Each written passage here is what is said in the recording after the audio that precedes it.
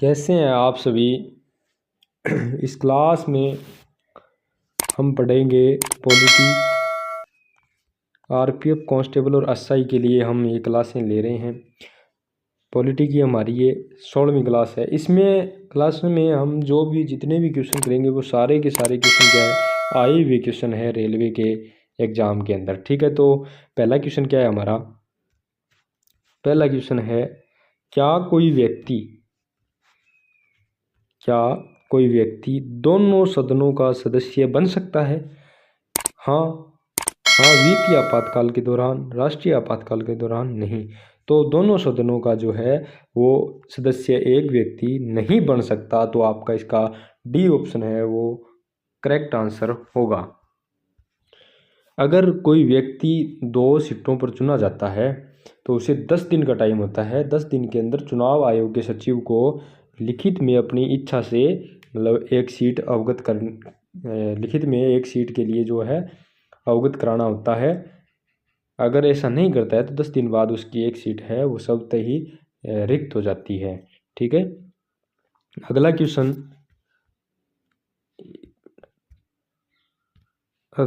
क्या है।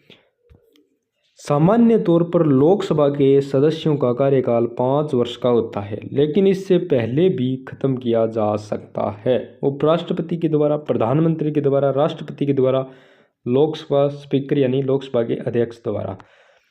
तो ये जो कर सकता है वो राष्ट्रपति कर सकता है। ठीक है, इसका जो आपका आंसर होगा वो सी ऑप्शन होगा। राष्ट्रपति के द्वारा अगर जो 5 वर्ष से पहले ख़त्म कर सकता है किसी भी सदस्य, लोकसभा के किसी भी सदस्य का कार्यकाल है वो राष्ट्रपति के द्वारा ख़त्म किया जा सकता है। ठीक है, और ये होता कब है?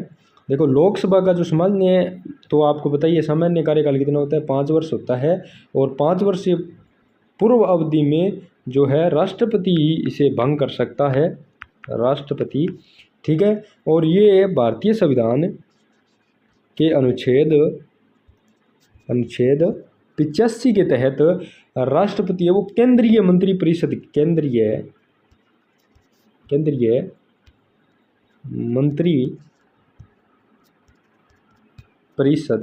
मंत्रिपरिषद की सलाह पर, केंद्रीय मंत्रिपरिषद की सलाह पर 5 वर्ष के कार्यकाल से पहले भी भंग कर सकता है, केंद्रीय मंत्रिपरिषद की सलाह पर, अनुच्छेद 85 के तहत। संविधान के किस अनुच्छेद में इसका वर्णन है? 85 के तहत। ठीक है, अगला क्वेश्चन क्या है। अगला क्वेश्चन हमारा है, लोकसभा में निम्न में से किस राज्य के प्रतिनिधियों की संख्या सर्वाधिक है? लोकसभा में किस राज्य के प्रतिनिधियों की संख्या है वो सर्वाधिक है? मध्य प्रदेश के हैं, बिहार के हैं, महाराष्ट्र के हैं या उत्तर प्रदेश के हैं?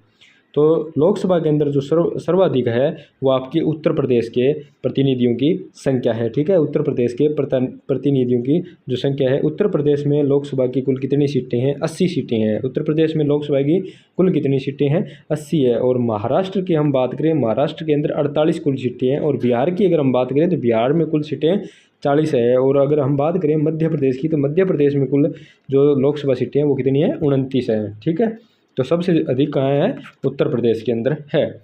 अगला क्वेश्चन है हमारा। अगला क्वेश्चन क्या है? अगला क्वेश्चन है, भारतीय संसद का कौन सा सदन अधिक शक्तिशाली है? भारतीय संसद का कौन सा सदन अधिक शक्तिशाली है? राज्यसभा है, लोकसभा और राज्यसभा दोनों है, कहा नहीं जा सकता भी कौन सा है, या फिर आपकी लोकसभा है।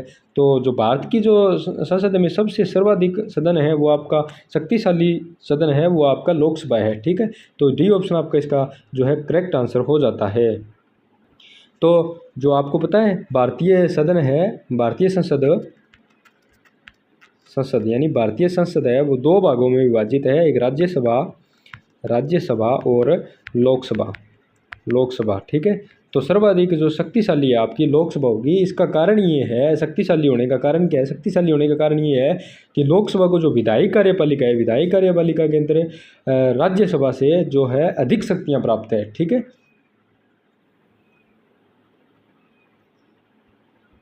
और इसके अलावा वित्त जो हमारा जो अविश्वास वित्त प्रस्ताव है उसमें जो लोकसभा के पास है वो राज्यसभा से अधिक शक्तियां हैं। और अविश्वास प्रस्ताव की अगर हम बात करें तो अविश्वास प्रस्ताव के द्वारा लोकसभा है वो कार्यपालिका को भंग कर सकती है। ठीक है, अगला क्वेश्चन क्या है, भारतीय संविधान वर्ष से कम उम्र के बच्चों के रोजगार पर प्रतिबंध लगाया गया है। भारतीय संविधान में कितने वर्ष से कम उम्र के बच्चों पर है वो आपका रोक लगाया गया है, तो 14 वर्ष, यानी तो इसका जो आपका करेक्ट आंसर है वो ए ऑप्शन होगा, 14 वर्ष। अनुच्छेद भारतीय संविधान के अनुच्छेद 24 के तहत जो है 14 वर्ष से कम आयु के बच्चों के जो है रोजगार पर प्रतिबंध लगाया गया है। ठीक है, अगला क्वेश्चन क्या है, अगला क्वेश्चन है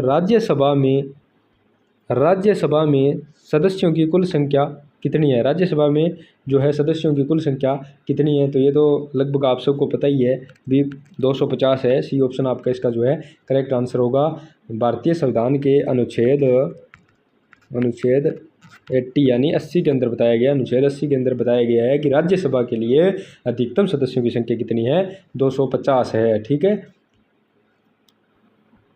और जो हमारे जो 250 में से 12 सदस्य है वो राष्ट्रपति द्वारा मतलब मनोनीत किए जाते हैं। राष्ट्रपति द्वारा कितने सदस्य मनोनीत किए जाते हैं, 12 सदस्य मनोनीत कौन करेगा, राष्ट्रपति द्वारा।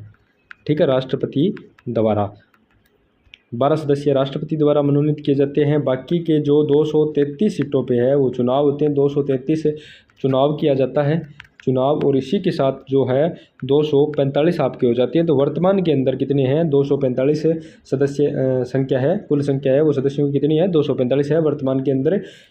और जो संविधान में जो अधिकतम संख्या जो निर्धारित की गई थी वो कितनी थी, 250। तो लोकसभा सदस्यों की कुल संख्या की अगर बात करें तो 250 होगी, अगर वर्तमान में कुल संख्या की बात करें तो 245 होगी। ठीक है, और ये जो 12 सदस्य है जो राष्ट्रपति द्वारा मनोनीत किए जाते हैं, 12 सदस्य, इनमें से ये सम्मिलित होते हैं किससे, कला से, संगीत से, खेल से, विज्ञान या साहित्य, समाज सेवा, इन क्षेत्रों से किसी न किसी में जो है सम्मिलित होते हैं। ठीक है, वो 12 सदस्य राष्ट्रपति द्वारा मनोनीत किए जाते हैं, 233 पर चुनाव होता है। इस प्रकार से 245 है जो वर्तमान में संख्या है। और हमारे जो क्वेश्चन में पूछा गया राज्यसभा के सदस्यों की कुल संख्या, इसका आंसर होगा 250, क्योंकि भारतीय संविधान के अनुच्छेद 80 के अंदर इसकी संख्या है वो 250 निर्धारित की गई है। ठीक है, अगला क्वेश्चन क्या है,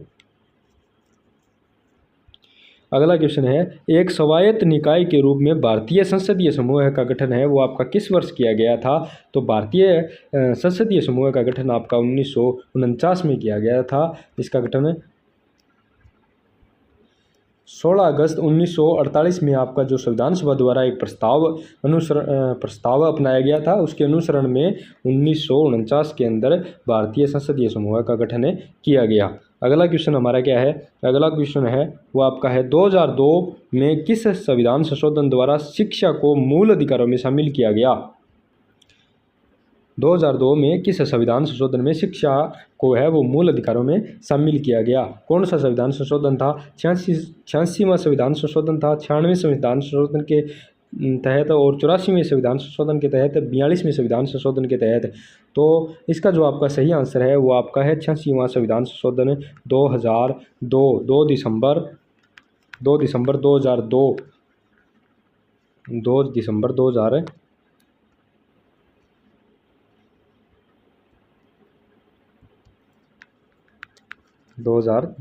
ठीक है, 2 दिसंबर 2002 86वें संविधान संशोधन के अंतर्गत जो है वो आपका जो है शिक्षा को मौलिक अधिकारों में शामिल कर लिया गया था। ठीक है, इसी संविधान संशोधन के अंतर्गत है वो आपका, इसी संविधान संशोधन के अंतर्गत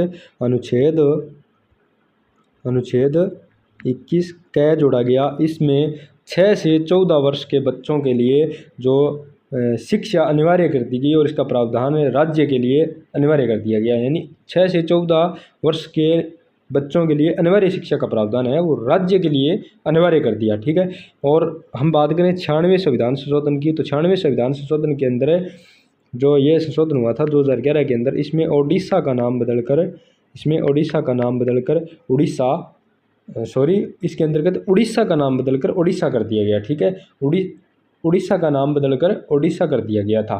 ठीक है, 96वें संविधान संशोधन के तहत क्या किया गया, उड़ीसा का नाम बदलकर ओडिशा कर दिया गया। ठीक है, और हम बात करें 84वें संविधान संशोधन के अंतर्गत 84वां संविधान संशोधन अधिनियम 2001, इसके जो अंतर्गत है वो आपका लोकसभा की मौजूदा जो सीटें हैं उनकी कुल संख्या वर्ष 2026 तक होने वाली जनगणना तक अपरिवर्तित रहेगी। ठीक है, और ये किसके आधार पर है, 1971 की जनगणना पर आधारित है। ठीक है, और हम बात करें 42वें संविधान संशोधन की, तो 42वां संविधान संशोधन आपका हुआ था 1976 के अंदर। ठीक है, इसमें अनेकों संशोधन किए गए थे इस संविधान संशोधन।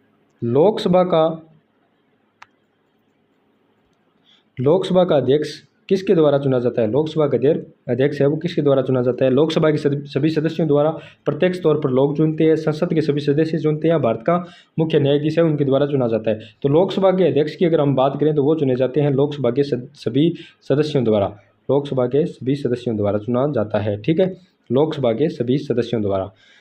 ठीक है, आज की क्लास में इतना ही, मिलते हैं अगली क्लास में।